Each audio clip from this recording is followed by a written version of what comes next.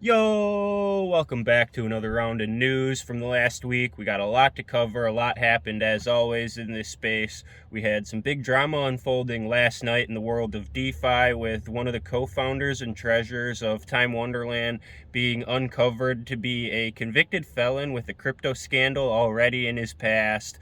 We had some big moves being made by some of the big players in tech such as Reddit, YouTube, Google, and Facebook. There were some NFT moves made by the families of John Lennon and Pablo Picasso, so we'll talk a little bit on that as well. And then as always, we had some funding news and a whole lot more that we'll dive into for some of the funny little stories from this Web3 world. I'd love it if you could drop me a subscribe or hit that like button, and yeah, now on to the news.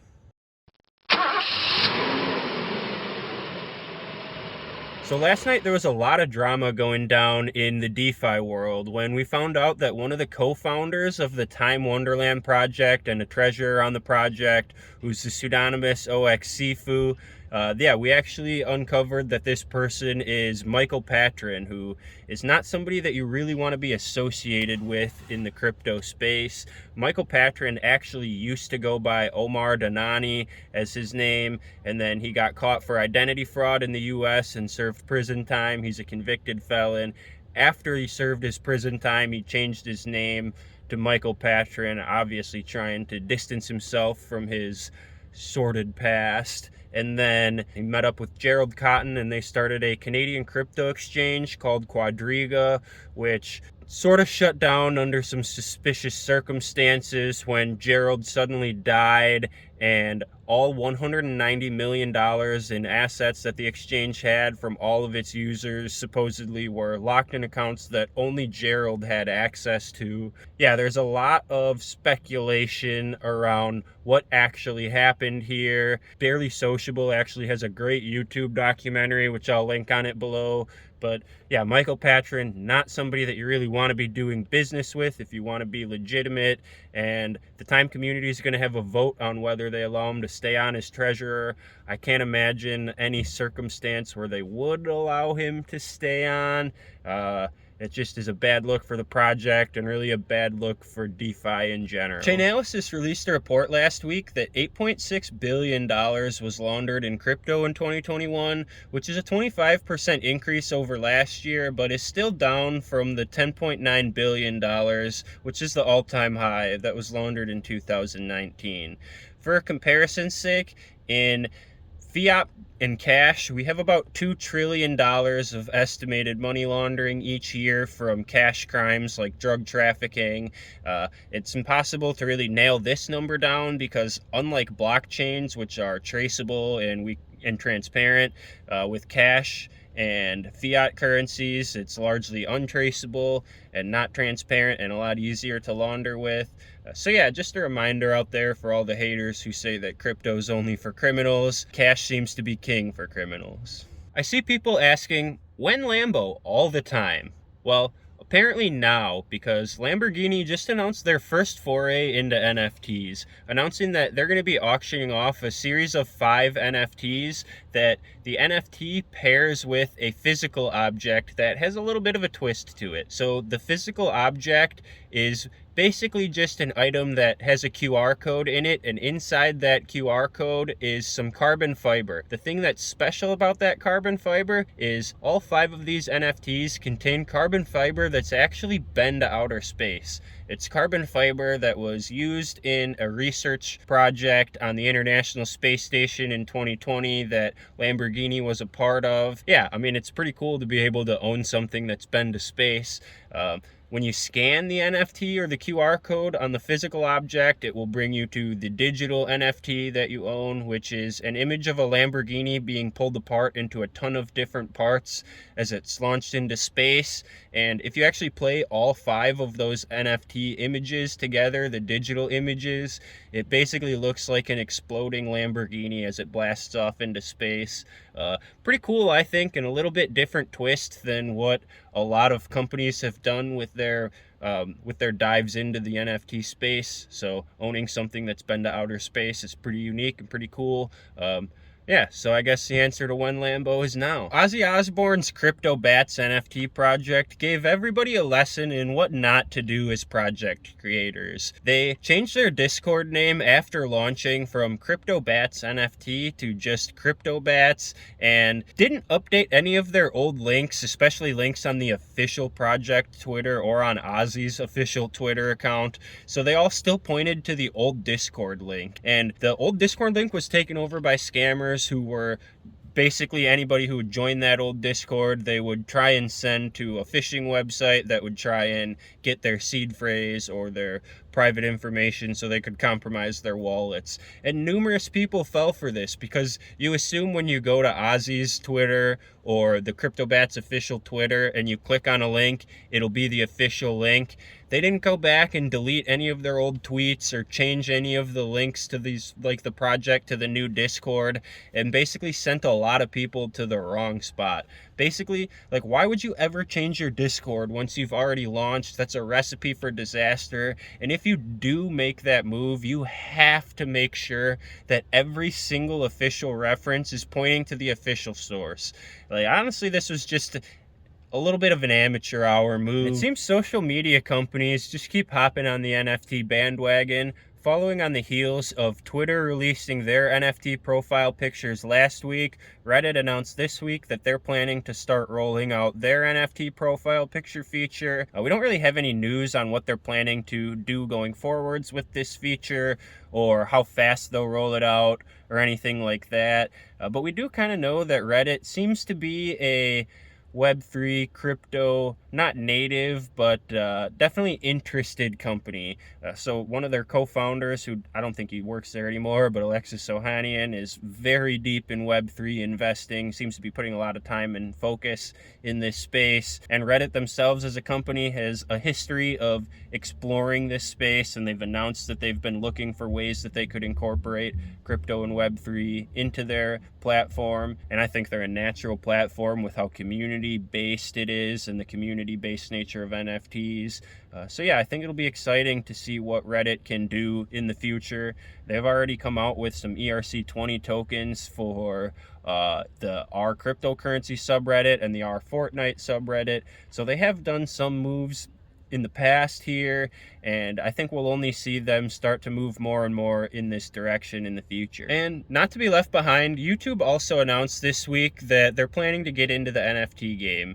In a letter from CEO Susan Wojcicki, she explained that the company is looking for ways to support creators, whether that's through DeFi, crypto, DAOs, or NFTs in particular.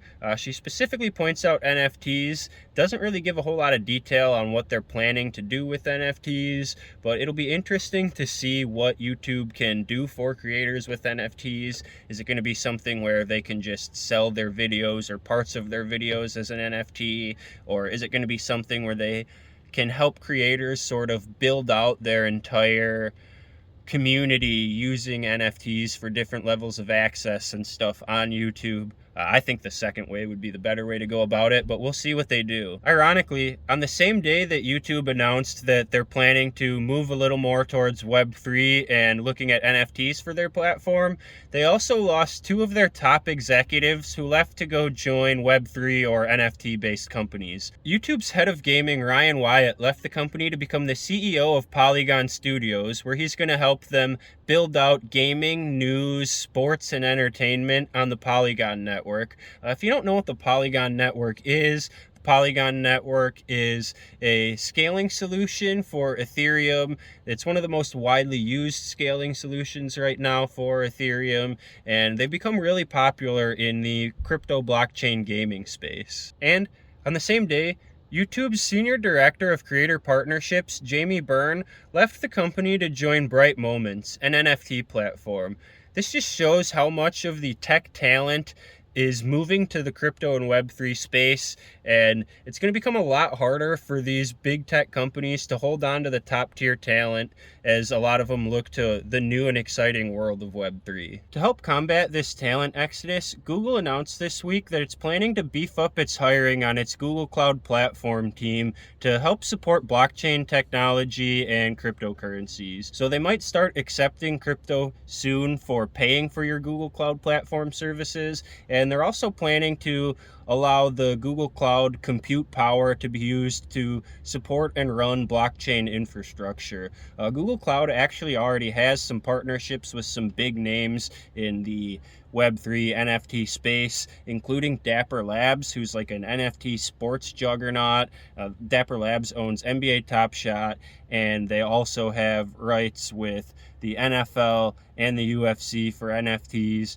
So yeah, Google already has some pretty big partnerships in this space, but this does raise some concern over the centralization aspect of this move. Like, the whole point of blockchain and Web3 is to decentralize power, and it seems like if we're just running blockchain nodes and all of the support for blockchains are run on Google-owned, centralized-owned servers, AWS also does this, then we're not really reaching our goal of being decentralized at all.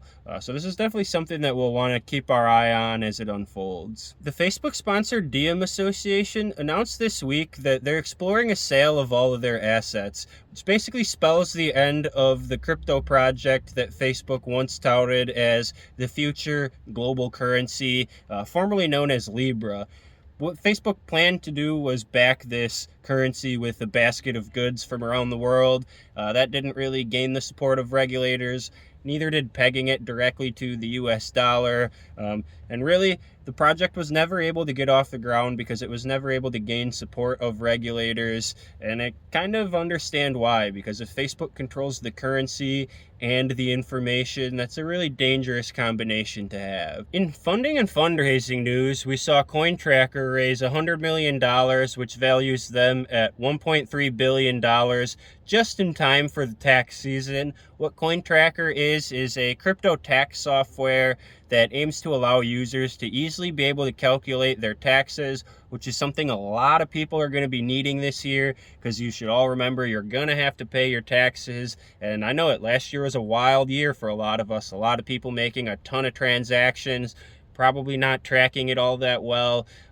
So yeah, I think we're going to need a lot of these crypto tax softwares, and it's good to see it get some funding. FTX US, which is the US arm of the global FTX exchange that's really well known, one of the largest exchanges in the world, they just announced that they raised $400 million from SoftBank and Temasek Holdings, which is the first money that they've brought in from outside of the FTX umbrella, basically to support their US customer base and grow their US team. Blockdaemon, which helps support blockchain infrastructure such as running nodes or helping support staking as a service, raised $207 million at a $3.5 billion valuation. We also saw a few new Web3 and blockchain-based ETFs filed for this week. BlackRock, the world's largest asset manager with over $10 trillion in assets under management, announced this week that they filed with the SEC for their iShares Blockchain Tech ETF. The iShares Blockchain Tech ETF will track the New York Stock Exchange's FactSet Global Blockchain Technologies Index,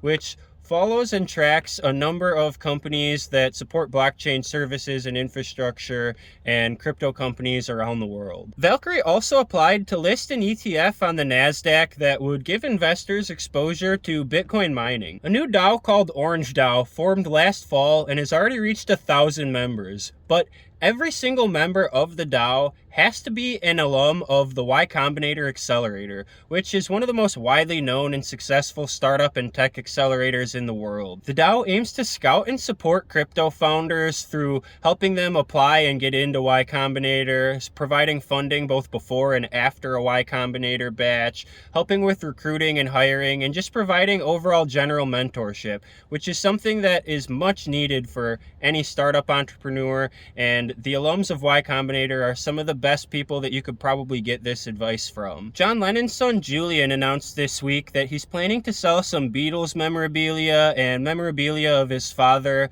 as NFTs, though he plans to keep the physical items. But in less pleasant news of families of famous people getting into the NFT space, we saw Pablo Picasso's granddaughter and great-grandson announce earlier this week that they were planning to hold an auction for an unseen ceramic work of Pablo's, as well as auctioning off a digital representation of it as an NFT.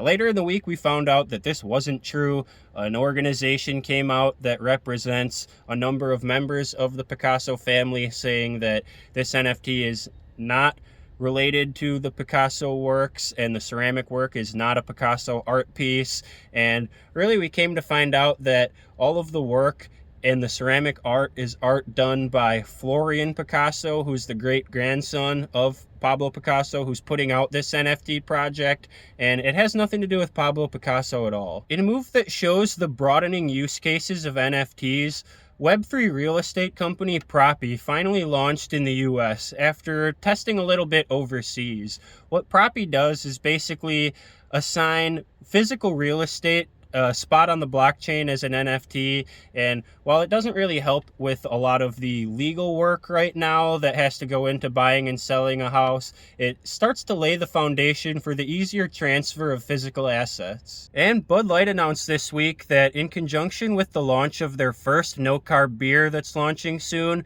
they're also going to be launching a new NFT collection called the Bud Light Next Collection, which will consist of over 12,000 NFTs.